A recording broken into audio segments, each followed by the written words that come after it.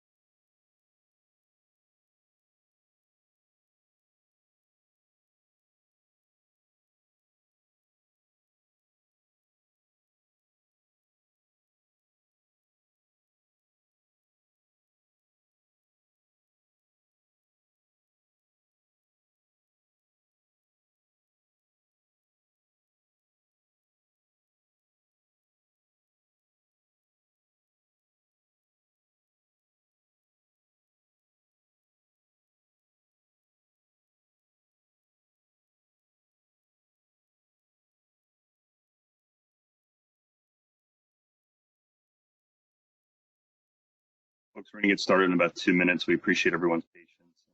Looking forward to it.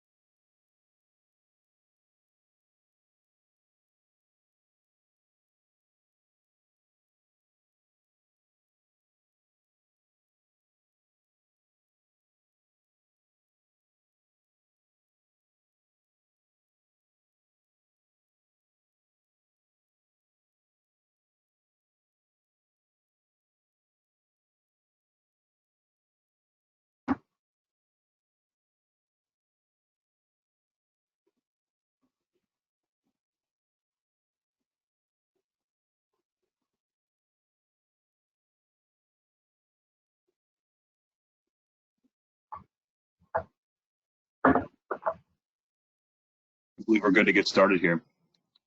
So thank you guys for joining us today. I'm Kevin Cutter. I work as an account director for the Tevora consultancy.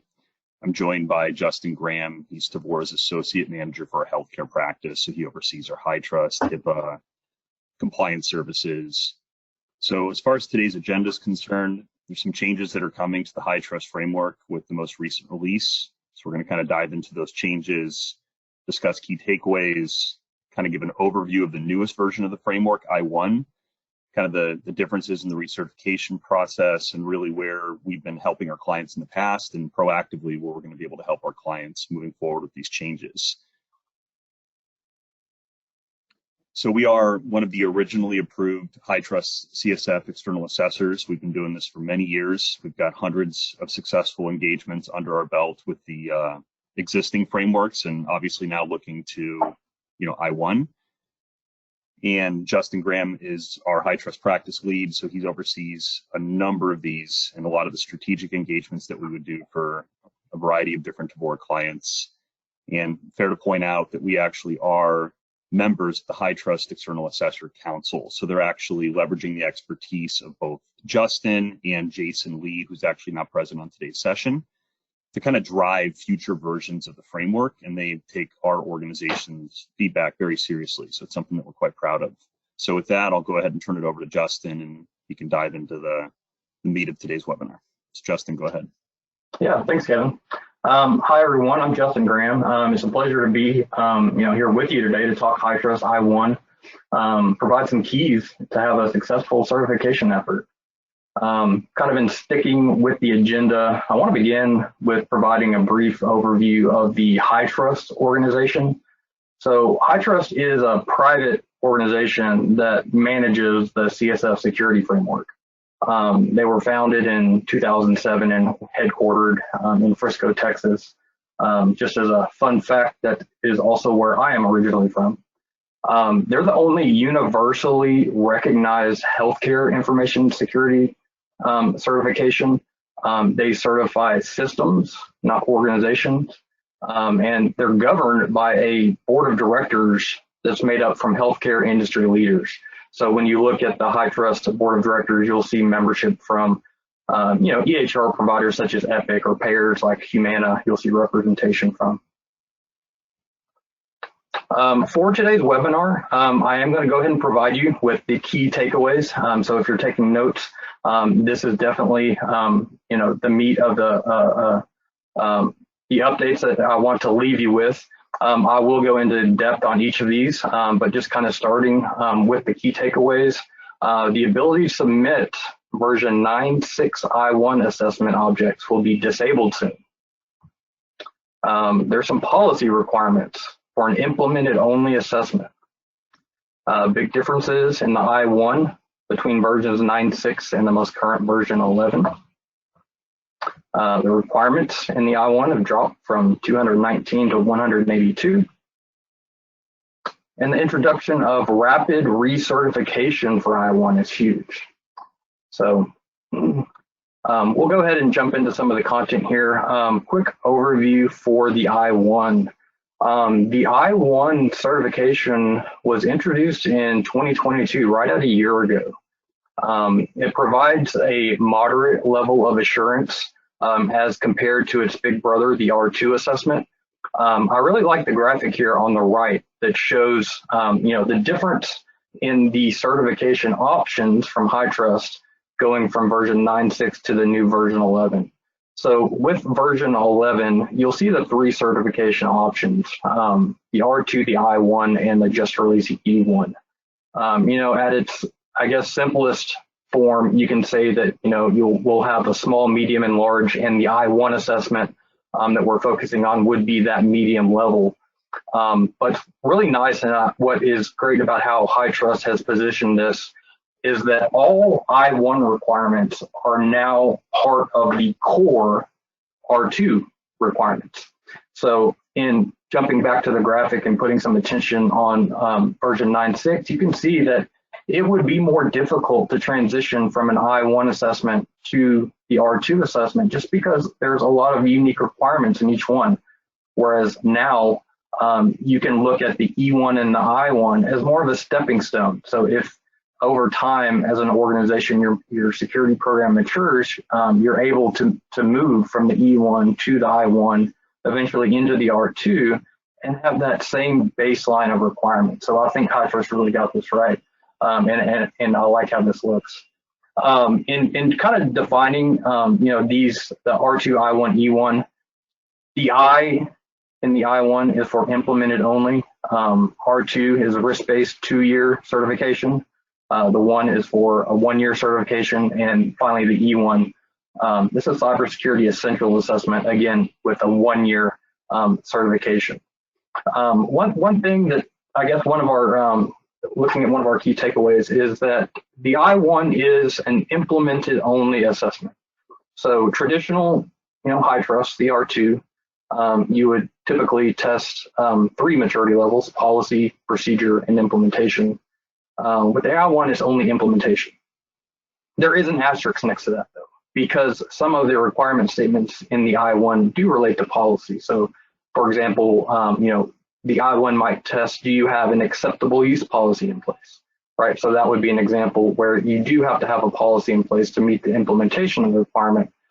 So it can be misleading if you're used to the R2 with the 3 separate maturity levels. Moving on, I think this is very important. Hitrust will be sunsetting the I1 version 9.6 fairly soon, right? So as you can see in this graphic, the version 11 was introduced in January 18th, And as soon as April 30th of this year, which is coming up, the ability to create new version 9.6.2 I1 assessment objects is disabled. So after April 30th, you're essentially being forced to create a version 11 I1 object. And then finally, July 31st, if you're in flight with some I1 work, that is a date to circle, July 31st, 2023. The ability to submit 9.6.2 and earlier I1 objects is disabled.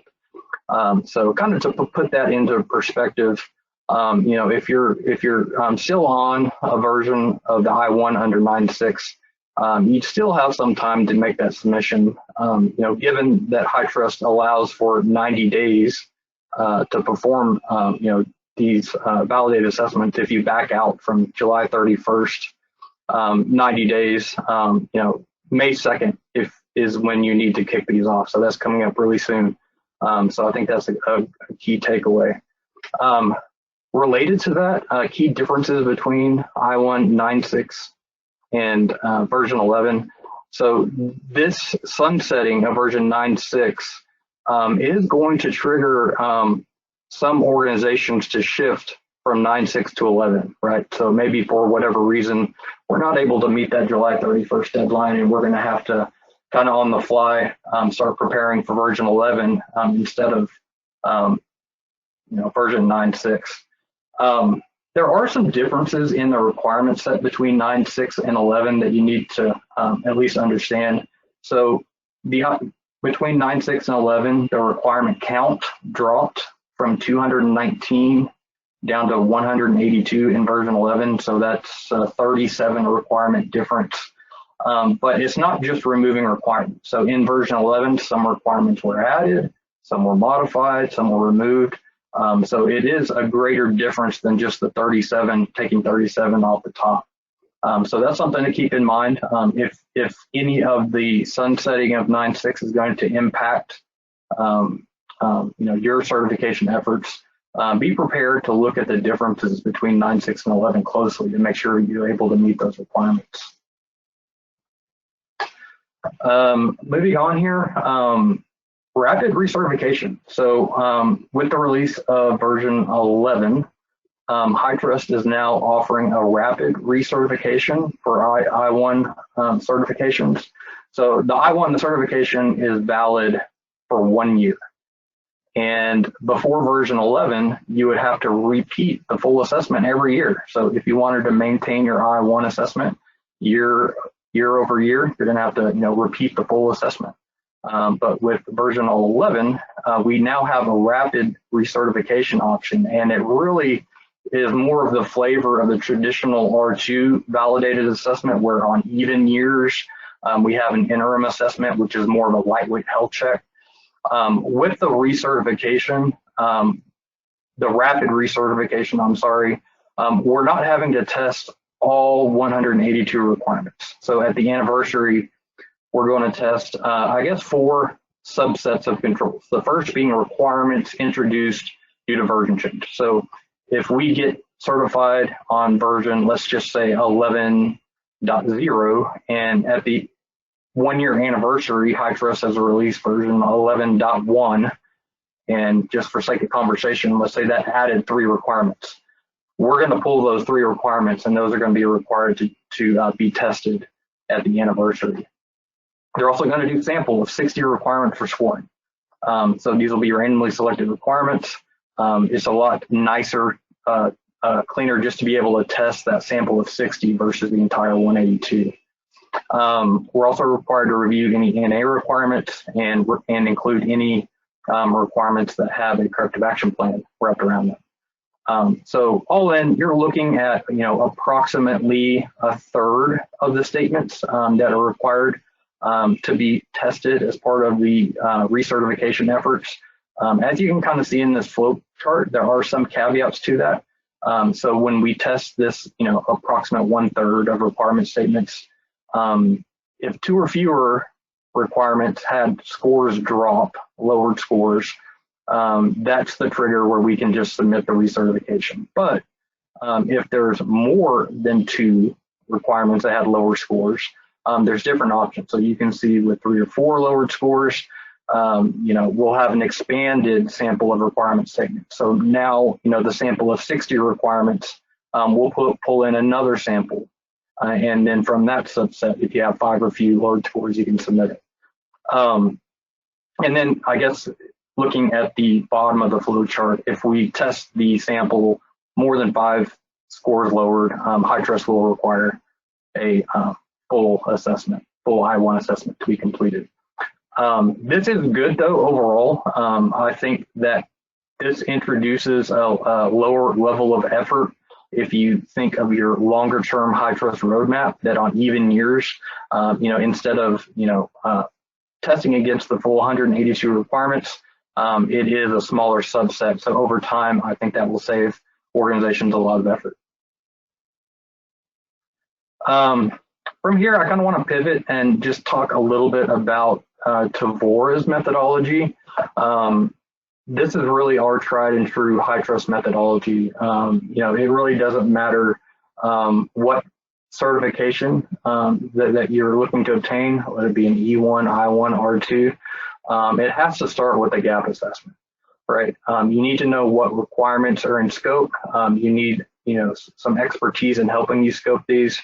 Tevora, we really consider the gap assessment phase the most critical part, of this methodology, and we always put our senior assessors on gap assessments. So the idea is that we're going to turn over every stone, identify every gap. So going into the validated assessment, you know exactly what we're up against. Part of our gap assessment work is we actually will calculate the domain scores, right? So we can get very strategic with our remediation efforts. So to obtain a Hitrust certification, it really is at the domain level. So each domain has to maintain a minimum score. I know some people have had a lot of questions around this, but with the I1, that minimum score is an 82. So we work with you if we see any particular domain might be either below that threshold or right up against that threshold. We'll work with you to get some plans in place for remediation to make sure we can close any gaps in preparation for the validated assessment and have a lot of assurance going into the validated assessment that we're going to be in good shape and we're going to have a successful certification. Kind of from here, some other keys, for having a successful certification. Some of these are pretty straightforward here, but use an experienced Hitrust CSF assessor, right? Tevora has been in the game a long time. We really are leaders in the space. Kevin mentioned, some councils that we sit on. We have a high level of communication with the Hitrust Alliance, and our clients benefit from that tremendously. Be aware of Hitrust Assurance Program updates. Hitrust is constantly evolving. Year over year, it's a different picture. I think even with this year, looking at the release of version 11, it's a lot to it's a lot of effort just to keep up with all of these new updates, new releases, new changes. So make sure you're working with a Hitrust assessor that's really connected with Hitrust like Tevora is. Kind of a third key, purchase the annual MyCSF subscription. Multiple reasons. Probably first of all, you want to know what the actual 182 requirements of the I1 are, right? So that's copyrighted material. It's difficult to get those requirements by purchasing that annual MyCSF subscription. That is from Hitrust. You get that. Also, there are other subscription levels, you can say. There are cheaper options, but I guess you can say there's very specific nuances to these other subscriptions that make them less ideal, and we recommend having an annual subscription to the MyCSF tool. Again, for budget purposes, the subscription with MyCSF is directly with Hitrust, so that will not be a cost, with your external assessor. So that is separate. When it gets to the actual assessment work, I think one of the biggest keys that we see time after time, assigning requirement owners and assessment lead you really need to assign requirement owners to have a successful certification. So, with the I-1, there's 182 requirements. Who is the SME for each one of these? Who are you going to go to when it comes time to collect evidence for each of these 182? Who's going to be responsible for answering to any interviews related to these requirements? If you can assign owners to each of these, it helps the entire process. It's much more organized and it moves in a much more efficient manner. Also have an assessment lead, right? Have a Hitrust champion in your organization. Somebody to quarterback the project, somebody to send out the evidence requests. Having an assessment lead, somebody responsible for the Hitrust audit process is a huge advantage. And I guess the last point, use Tevora, to both prepare and certify your organizational Hitrust. I guess I can say that not all assessor firms are created equally. For Tevora being, an original assessor firm is an advantage.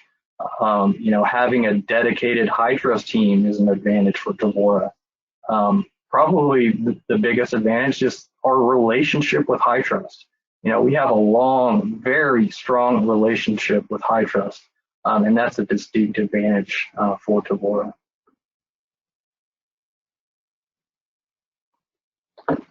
Kind of moving on from here, Tevora is more than a Hitrust shop. From a compliance standpoint, we have teams that can do all your compliance assessments from SOC 2 to ISO, PCI, you name it. What's really nice is, with this to be able to conduct unified assessments where, maybe we can do SOC 2 and Hitrust at the same time. And by leveraging, some of these similar workflows, whether it be evidence collection, interviews, combining it can save your organization a considerable amount of time. And you can see these other services. Tevora is a solutions provider. When looking at it through the lens of Hitrust and specifically remediation efforts, right, there's really nothing that we can't do. We can implement Splunk or Okta for our clients. Right, it's pretty much if there is a need, for remediation support, we can fill it. Tevora is a great shop for any of your security needs. So, Kevin, I want to stop here for just a moment. I know I went through a lot. Were there any questions that came up? Yeah, there were several. Let me double check within the feed here, and I can start throwing these to you guys. Hold on a second.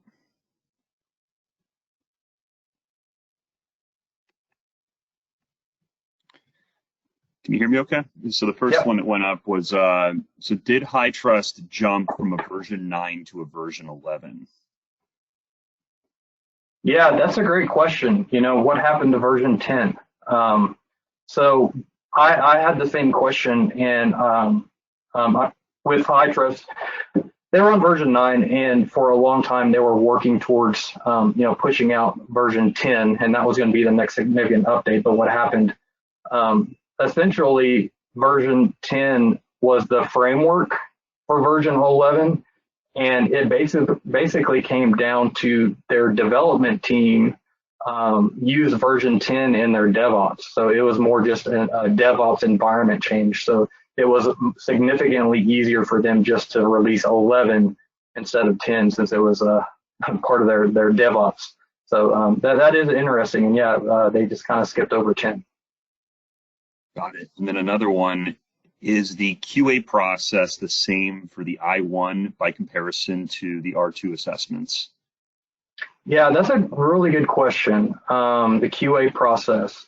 So with Hitrust, it is the same QA process. We are unique in that we do internal QA activities before submission. We work very closely with the Hitrust QA team and really know what they're expecting to see. And we base our internal QA process against what the Hitrust expectations are. What that gives us is our submissions are very clean. We don't have a lot of QA issues. just because we're doing it we're doing QA at such a high level internally before submission that it catches a lot of these common things. It is the same between the I1 and the R2, right? So within MyCSF, the Hitrust MyCSF tool, you have to make a reservation for your QA block with the Hitrust QA team. You generally do that in advance, so there's no delays between submission and when the Hitrust QA team actually pulls the assessment. But the mechanics and the process is basically the same for an I1 and an R2. Got it. And then the last question is a twofold question. It has to do with I1. So the first, what are some of the areas that Tevora is seeing organizations struggle with meeting the new I1 requirements? That's a good question. I would say, really, if we look at all of our Hitrust work, really more of the administrative type areas, honestly. So specifically to kind of dive into that for smaller organizations, right? So maybe you're a cloud MSSP and you have some kind of software running in a cloud environment. You might only have 5 employees.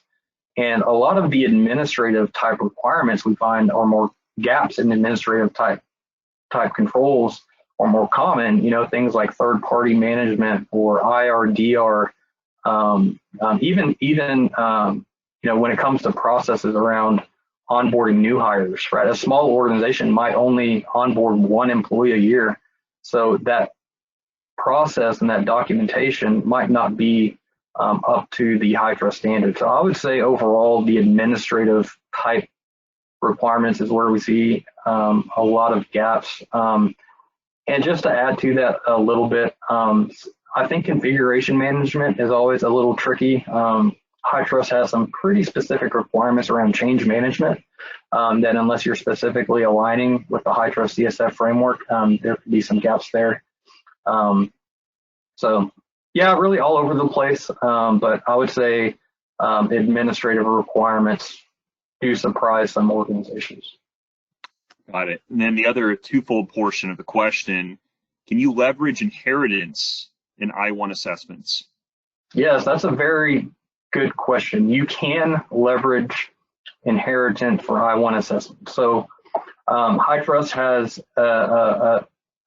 basically an inheritance platform where if you're using a cloud provider such as AWS, GCP, Azure, those cloud providers, they all have Hitrust certifications. And what the inheritance program essentially is, when you have requirements that are 100% managed by that cloud provider, so think physical security, right? So using AWS as an example, AWS is responsible, for most physical security requirements in that cloud platform. What inheritance does is gives us the ability through the Hitrust and MyCSF tool to essentially pull in the scoring for these physical security requirements from the AWS Hitrust assessment and use that in our efforts. So it really is helpful, if you're on one of these cloud providers, we don't have to go out and do the validation work. That inheritance program is in place for that. And Hitrust has even, with version 11, implemented a legacy inheritance program. So, differences with requirements between version 11 and, your versions of 9, you're still able to utilize inheritance. Fantastic, thank you. And I just want to make a point, are there any other questions from attendees on here? Because we're more than happy to use the time we have remaining to address anything that's top of mind. So by all means, please feel free to throw anything else that you're thinking in the chat, and we'll look to address it now if you have anything else top of mind.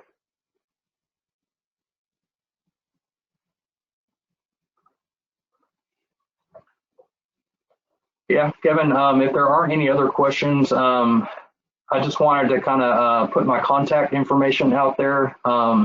You know, if you do have any questions that you didn't get the opportunity to ask in the chat, feel free to shoot me an email. I'm happy to answer any questions that you have.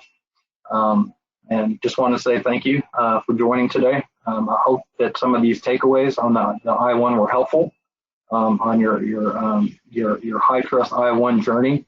And it was great speaking with you today.